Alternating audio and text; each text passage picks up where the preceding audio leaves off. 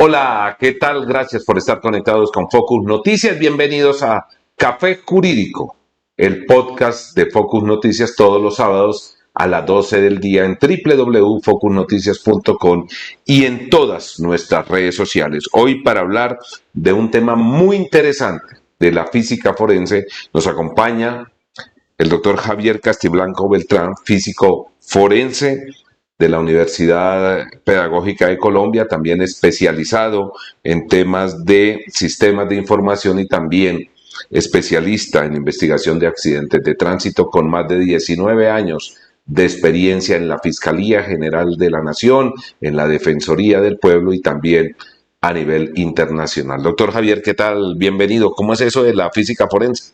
Florencio, muchas gracias por la invitación.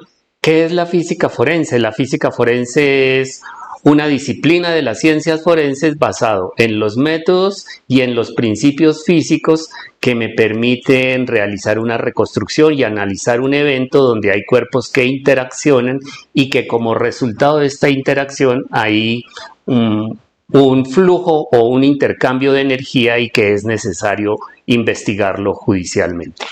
¿Cómo llega un físico a las ciencias forenses, a la criminología, a la investigación criminal? Uy, caramba, en mi caso fue puramente casual, pero yo creo que innatamente uno necesita siempre tener un niño interior, que ese niño quiere saber qué y cómo son las cosas, por qué suceden. Y si me pregunto hoy día y miro hacia atrás, yo creo que ese niño interior se hizo realidad.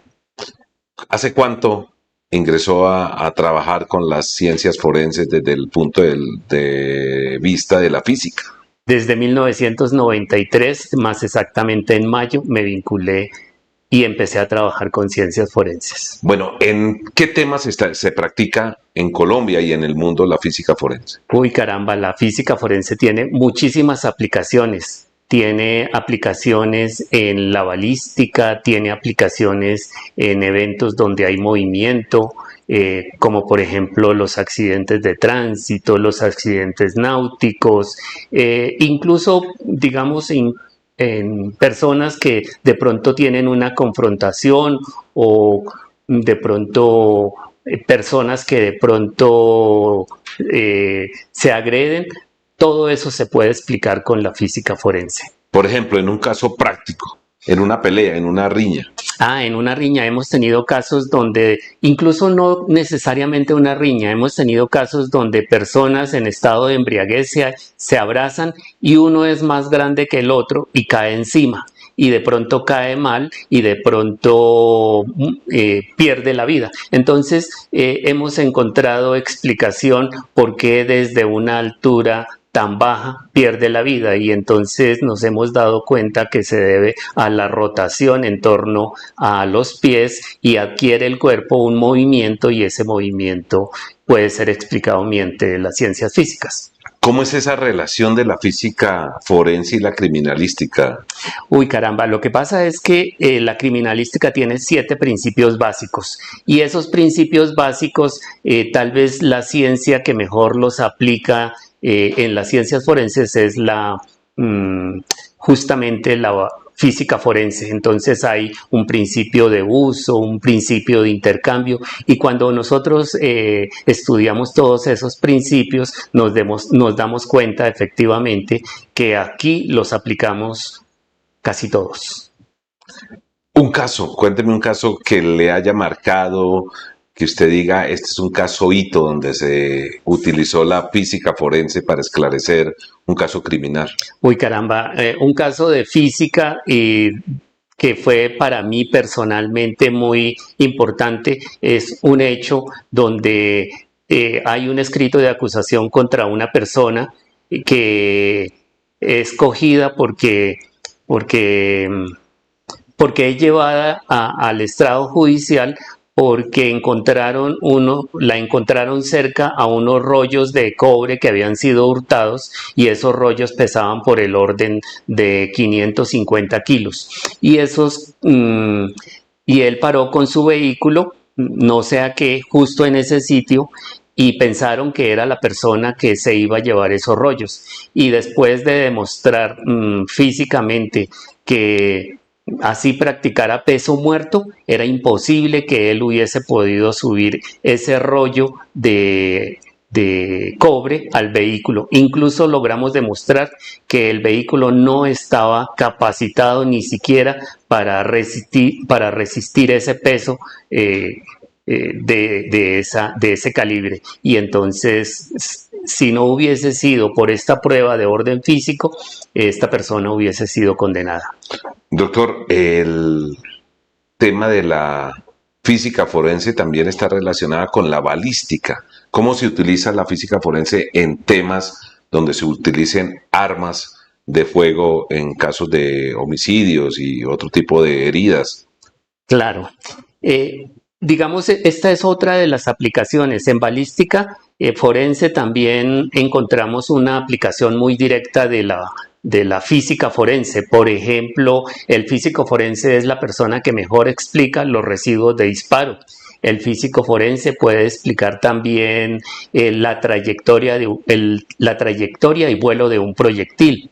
Y finalmente, incluso hasta el sonido y estudiar el sonido de un arma de fuego. Esas son aplicaciones que solo puede realizar una persona que tenga una formación adecuada en física. En ese caso, por ejemplo, de los proyectiles, usted me hablaba sobre el estado sólido, el estado gaseoso. ¿Qué ocurre cuando hay un proyectil, cuando se dispara un proyectil? Bueno, lo que pasa es que cuando se hacen estudios de residuos de disparo, lo que uno observa es que se estudia el estado de la materia y su combinación. Específicamente, ¿a qué me refiero?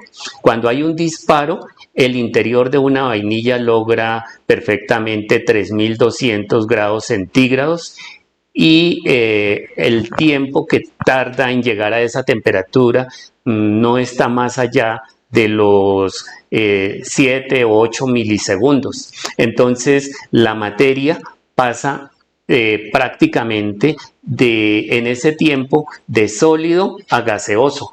Y allí uno observa lo que uno ve en la universidad, que es un principio de sublimación. Y esto es lo que nosotros estudiamos. Entonces, allí se observa, por ejemplo, el plomo, bario y antimonio, que hace parte del proyectil, más específicamente del fulminante, y estos metales se subliman, se unen y forman, haga cuenta, una naranja ombligona, pero del tamaño de micras. Y si esta sustancia se encuentra las tres juntas y forman esta pepita con esas características específicas, estamos hablando con grado de certeza de que es un residuo de disparo. Doctor, las armas traumáticas ahora están utilizando mucho y a veces las autoridades dicen, la policía sobre todo, que las están volviendo como armas de fuego letales. ¿Eso puede suceder? ¿Eso es verdad? Bueno, no necesariamente, porque las armas traumáticas están diseñadas en antimonio o en aluminio y tienen réplicas exactas de armas de fuego reales. Estas armas de fuego, como lo decía antes, un arma de fuego tiene que resistir presiones interiores supremamente altas, o sea que sean indeformables. Y cuando uno hace un disparo de un arma de fuego con estas características y con esas presiones, si lo llegara a hacer con un proyectil real, el arma se estalla porque no resiste esas presiones interiores tan fuertes, tan grandes, y el proyectil puede quedar atascado en el cañón, o hay veces escasamente salir, pero siempre ocurre, siempre se estallan. O sea, no son ciertas esas aseveraciones. No, nunca, esas aseveraciones no son ciertas. Doctor, pues estamos en Café Jurídico, el podcast de Focus Noticias. Tómese el cafecito caliente, por favor, doctor Javier. Y otro tema que también es muy interesante y donde se utiliza también la física forense, sobre todo en casos de muertes o de heridas, los disparos al aire. ¿Qué ocurre en un disparo al aire? Un disparo al aire de una pistola, de cualquier tipo de arma de fuego, puede causar la muerte cuando cae el proyectil. Bueno, ese es un aspecto muy interesante cuando hay estos llamados disparos al aire. Cuando hay disparos al aire, pensemos por ejemplo en los disparos que cuando se forman 90 grados. 90 grados. Entonces, cuando el proyectil cae, significa que ha perdido, cuando un proyectil primero sale, tiene varios movimientos. Uno es de rotación y el otro es de traslación. Cuando empieza a caer, ha perdido toda el empuje que le genera la pólvora y empieza a caer. Entonces, esa caída ya la rotación también la ha perdido y cae de manera aleatoria. Pero se han encontrado médicamente que se necesitan al menos 65 metros por segundo con un objeto para que fracture la tabla ósea.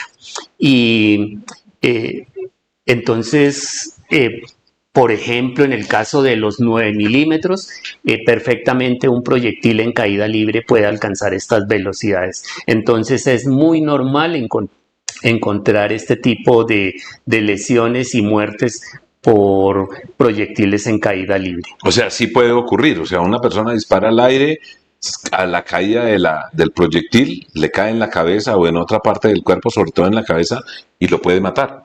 Efectivamente, siempre se esperan, si el disparo fue a 90 grados, la caída, la velocidad que adquiere el proyectil es superior a 65 metros por segundo y puede no penetrar, pero sí causar una fractura y esa fractura es suficiente para que la persona pierda la vida. Hay varios ejemplos, tal vez uno de los más graves fue cuando un equipo de la primera división de la Liga de Afganistán ganó De su fútbol. primer título, efectivamente, cuando cayó, cuando es ganador, las personas celebran el título haciendo disparos al aire y hay reportados entre 13 a 15 personas que mueren en ese evento y todas eran con heridas que venían de arriba hacia abajo. Entonces, tal vez ese es el ejemplo más dramático en torno a este tema. O sea, hay que tener mucho cuidado con eso. Primero, donde estén disparando al aire, salir corriendo. Y segundo, no hacerlo. Porque esa persona se establece y esa persona es culpable de un homicidio. Sí, protegerse sobre todo. Sí, porque ahí dicen, no, yo disparé al aire, no le disparé a la persona, pero fue una imprevisión por parte del dueño del arma, ¿no? Claro que sí. Doctor, otro tema que también ustedes lo utilizan mucho y se utilizan mucho en los procesos penales es también para determinar si una persona acabó con su vida o fue un accidente, sobre todo las personas que se lanzan de apartamentos de los edificios de pisos altos. Ahí cómo se utiliza la física forense para determinar si se trató de un homicidio o si se trató de un posible suicidio. Esa es otra de las aplicaciones que tiene un físico forense, analizar una caída. Entonces, lo más importante es contar con los suficientes elementos materiales probatorios que se pueda recoger por parte de la policía judicial para analizar el evento. Por ejemplo, la pared es un elemento necesario y no es fácil encontrar este tipo de estudios porque tendrían que, por rappel, hacer el estudio de la pared. Entonces, pero necesario para poder intervenir desde el punto de vista pericial y que entreguemos información con grado de certeza. Ahí Entonces, contigua a la caída. Y hay muchos elementos, desde las prendas, de la forma de las heridas, la ubicación de las heridas, la altura desde la cual cae, las huellas que de pronto quedaron allí en ese paral, todos esos elementos se tienen en cuenta. Hay veces es necesario también tener en cuenta hasta el entorno del apartamento donde compartían estas personas que allí habitaban. Entonces son muchos los elementos que hay que tener en cuenta. ¿En la práctica han trabajado algún tema académicamente o procesalmente donde se haya determinado a través de la física que si había o no responsabilidad de alguna persona? Sí, se han trabajado varios casos, he tenido como unos 3 o 4 casos, pero la mayoría de los casos se ha llegado a la desafortunada respuesta de los elementos materiales probatorios fueron insuficientes. Entonces, hay veces no es fácil dar respuesta a este tipo de cosas. En esos casos, ¿qué se debe tener en cuenta por parte de el personal de policía judicial, de medicina legal y también incluso de los familiares de las víctimas? Bueno, el acceso al lugar de los hechos, como lo dije antes, el rape que se pueda hacer a la pared, las prendas que sean, digamos, cuidadas por medicina legal, que se les garantice el protocolo de cadena de custodia y que sean analizadas por una persona idónea.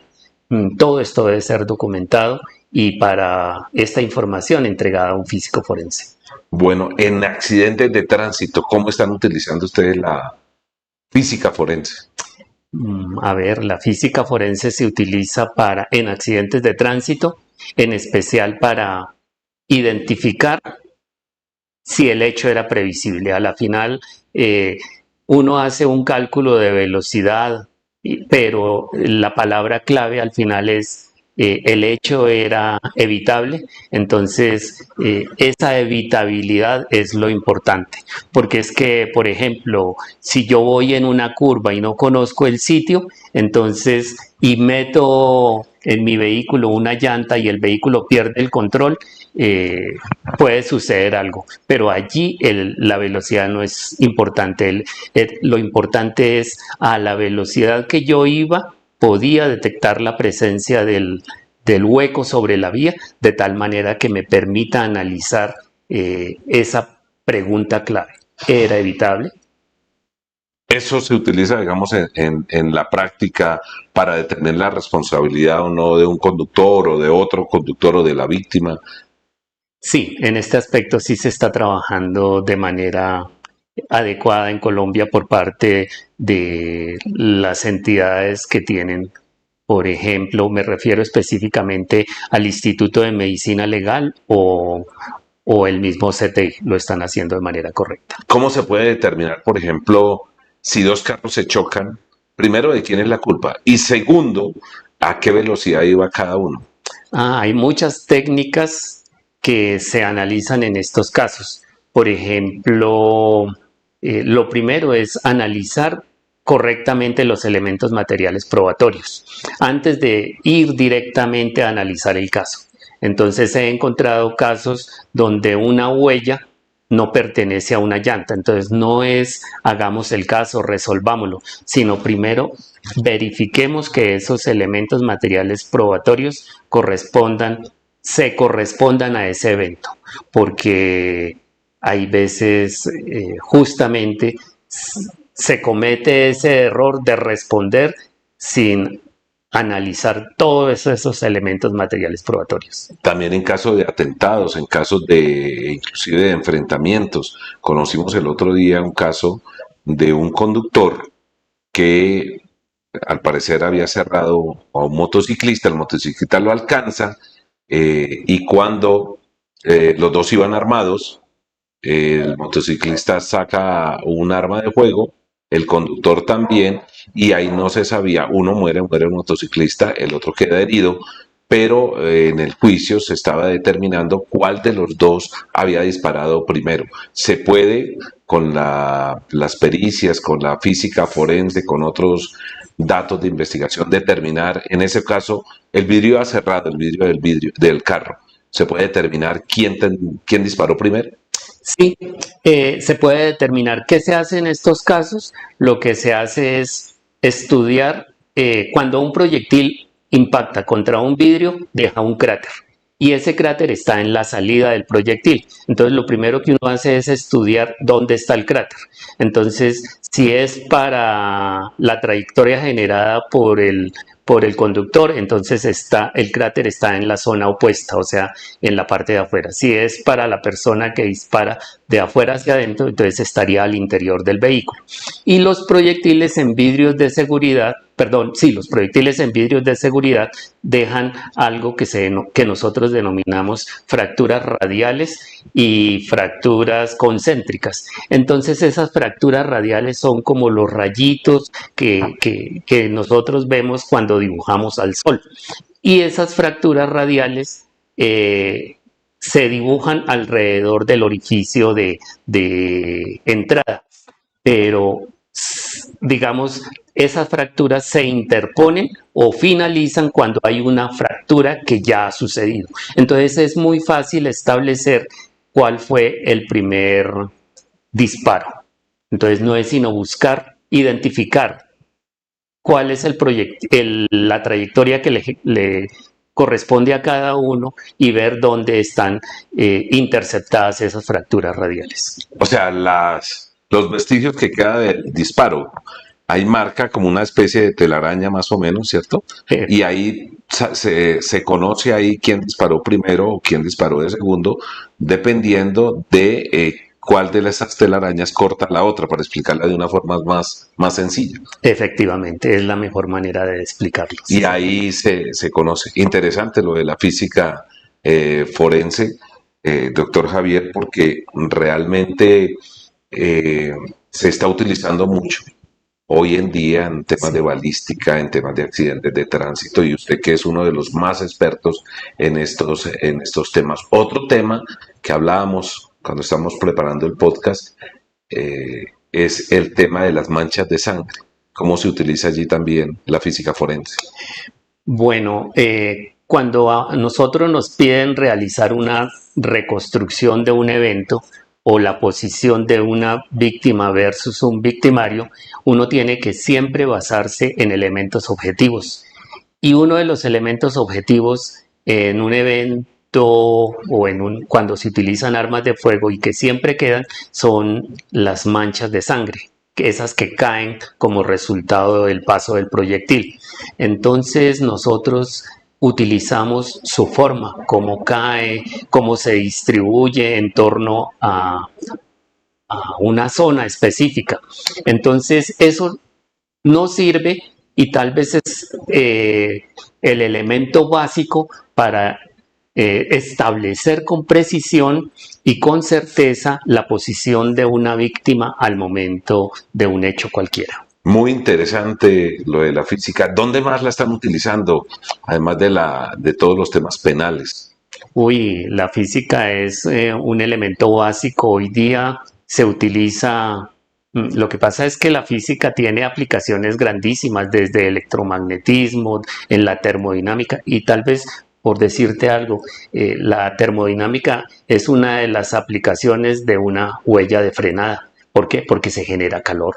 Entonces uno empieza a averiguar y allí lo que hay en su gran corazón es una ciencia muy bien fundamentada que explica todos estos eventos. Doctor Javier Castiblanco, ¿dónde lo consiguen? Usted trabaja con el Centro de Especialistas Forenses que dirige el médico forense, el doctor Aníbal Navarro, pero alguna consulta para despejar alguna duda, para esclarecer algún caso, ¿dónde lo encuentra? Nos encuentran en el Centro de Especialistas Forenses Aníbal Navarro, www.anibalnavarro.com o en cualquiera de nuestras redes sociales. Bueno, doctor, tema muy interesante. ¿Cuántos físicos forenses hay en Colombia? Físicos forenses como tal, con formación de físicos, yo no creo que haya más de 20 en Colombia. Muy pocos. ¿Y alcanzan? No. Esa es una de las cosas interesantes. Hubo una época que éramos tan pocos que, por ejemplo, la carga del Instituto Nacional de Medicina Legal tenían una cola tan larga que perfectamente podía alcanzar el año. Entonces llegaba un caso y sabía uno que lo resolvía, que ellos lo podían resolver, pero dentro de un año. Entonces, y los casos tienen que llegar y hacer cola. O sea que no hay una buena oportunidad de trabajo en la física forense en Colombia. Efectivamente, hay una muy buena oportunidad y es un área donde se puede trabajar con muchísima precisión y con grado de certeza. En esos 19 años de su experiencia en la Fiscalía y en la Defensoría, algún caso que lo tenga presente y que haya dicho aquí, este es un caso de ejemplo de cómo usar la física forense en el derecho penal y en la criminología. Sí, recuerdo muchos casos y casos donde si no hubiese sido por la prueba pericial, tal vez hubiese tomado otro rumbo, porque estas son ciencias exactas y la información suministrada por un testigo es información subjetiva. Entonces, esta técnica de analizar los elementos materiales probatorios y de eh, crear un modelo matemático que nos explique todo es básico, necesario, indispensable. Pero un casito que recuerde así. Bueno, recuerdo muchísimos, pero por ejemplo recuerdo un caso donde nos preguntaban que si desde un centro de entrenamiento del ejército un proyectil de determinado calibre llegaba hasta una zona poblada que estaba ubicada como a 2 kilómetros. Entonces no necesitaban identificar el arma involucrada, sino saber si el proyectil llegaba de un punto a otro, sabiendo que eran más de 2 kilómetros. Y después de hacer el estudio del comportamiento, del decrecimiento de la energía cinética del proyectil, nos dimos cuenta que la respuesta era sí. Tenía suficiente energía desde esa zona de entrenamiento hasta el punto final donde se ubicaban las personas. O sea, un proyectil de un arma puede avanzar hasta más de 2 kilómetros. Cuando es un proyectil de alta velocidad, sí. O sea, un fusil o qué tipo de arma. Un fusil, un rifle, ese tipo de proyectiles puede tener un alcance incluso mayor. En la guerra actualmente de Ucrania está reportada la baja a la distancia mayor, que fue 2.650 metros, si no estoy mal, donde una persona apunta, un tirador de alta precisión apunta y da de baja a otro. Entonces, pero son calibres especiales, obviamente, son calibres por el orden de 8 milímetros como por 70, si no estoy mal. Un arma, una pistola, un revólver, ¿qué alcance tiene? El revólver 38 especial, el alcance puede estar por el orden de 120 metros más o menos. Estamos hablando del alcance efectivo y el alcance real, o sea, la energía cinética que pueda causar daño puede estar por el orden de los 70 metros. ¿Y una pistola? Un poquito superior, estamos hablando en una pistola 9 milímetros, puede tener un alcance de 250 más o menos, pero el alcance real puede estar por el orden de los 100 metros. Doctor Javier, en el caso del homicidio del senador Miguel Uribe Turbay, que se utilizó una pistola tipo Glock, que se le disparó a pocos metros prácticamente a quemarropa.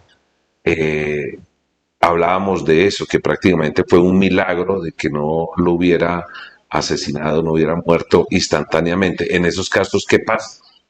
¿Por qué estando tan cerca, digamos, el objetivo del joven sicario de 15 años era asesinarlo ahí en el sitio, pero logró salir con vida, después murió a causa de los disparos, pero en ese momento logró salir con vida el dirigente político Miguel Uribe Turbay?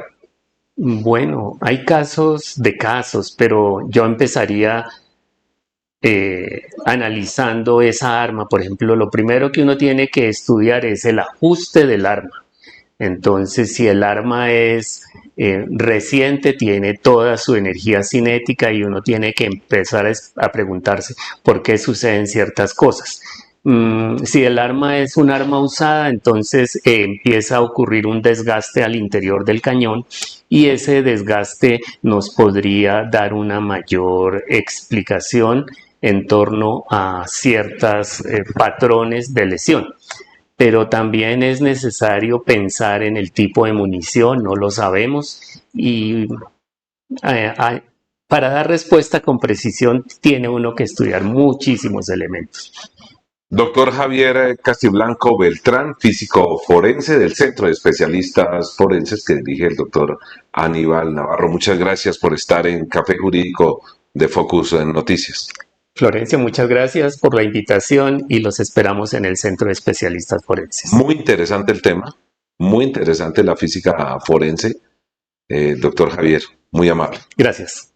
A todos ustedes, muchas gracias por estar conectados con Café Jurídico, el podcast de Focus Noticias, todos los sábados a las 12 del día en www.focusnoticias.com y en todos nuestros canales y redes sociales.